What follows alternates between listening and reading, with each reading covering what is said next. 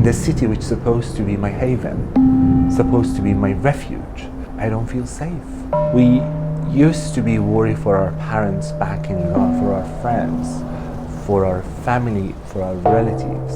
But now it has changed. And even we cannot be sure that we are safe at home here in London.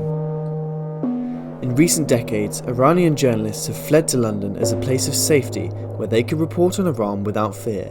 Since World War II, Persian news outlets have operated from the UK, providing news not only to the global Persian diaspora, but crucially to within Iran. This is now at risk as state-sponsored threats against journalists in London increase. 3 men suspected of being involved in the stabbing of an Iranian TV presenter in South London left the UK within hours of the attack. Pouria Zeraati was attacked broad daylight in an afternoon on Friday, just before 3 o'clock in a residential street.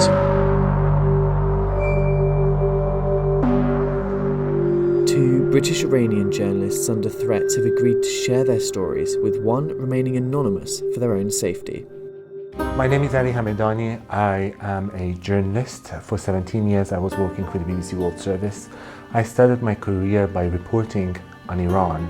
Originally, we used to be journalists in Iran. Most of us who are now outside of Iran, we try to work and cover the news of what's happening in the country and make people aware of their rights. I got arrested inside Iran for working for the BBC.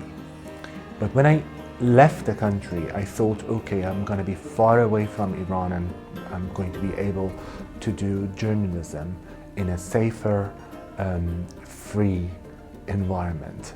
But that was an illusion. I remember it was 2012 when I received a phone call from my mother from Tehran, who told me she saw my face on a state newspaper being accused of raping my female colleagues. I saw the news on the state television. It was horrifying. That was only the beginning, because we never thought the intimidations were going to continue and were going to expand to the UK soil. Yes, we were receiving death threats on our social media from fake accounts. Once I have received a photo of myself and a friend of mine sitting outside of a cafe in one of the streets in London, drinking coffee, and somebody took that photo of us from far away and said, "You see, we are following you." But again, we were seeing those messages as some sort of maybe non-state backed intimidations and harassment, stalking basically, but that was also an illusion.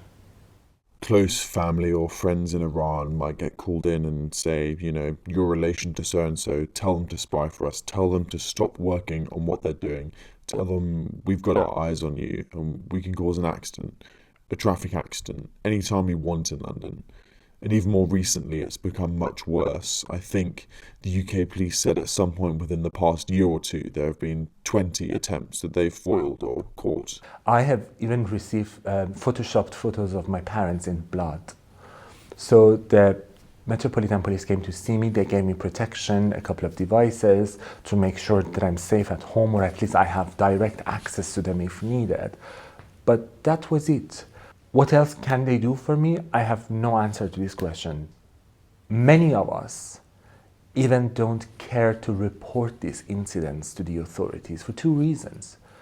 First of all, we do think, or it is a common belief within Iranian journalists, that the police doesn't do anything. And the second reason for not approaching the police for many of my colleagues is basically they are even scared of doing it because they think that could escalate the hostility which they receive from the Iranian authorities. Iran has different intelligence services and intelligence operations inside and outside of the country. So it is very difficult to understand who is doing what. What happens is the Iranian Revolutionary Guard Corps, the IRGC, recruits criminals and gangs internationally to do what they want them to do. Besides going super harsh and, for example, sanctioning the IRGC as a terrorist group, anything else the British government does is not going to be enough. But at the same time, that kind of action is very drastic. And I understand that politically and socially and economically it'll impact the West, so they're not very keen to do that. And also, they close all doors for future negotiation with Iran if they do that. The recent attack to a British journalist working for a Persian broadcaster here in London, it's an act of terror. And what's going on is not undermining freedom of speech in Britain. It is actually jamming it. It is not about undermining it. They are destroying freedom of speech. Recently, whenever that I want to say something or write something, I really have to consider my own safety as well, which is so strange because this is the feeling that I used to have when I was living in Iran. At what point will the UK think, okay, we need to do more, we can afford to do more? It's their decision, but meanwhile you're going to hear news of stabbings and attempts and issues all the time, like the 20 in the past year. I mean, I really want to see a day that it is safe to be me here in the UK. It is funny that I'm saying this because the freedom that I was hoping for, the British values that I adore, the safety, which is the minimum one could hope, don't apply to any of us. And I really hope one day it feels safe to be me.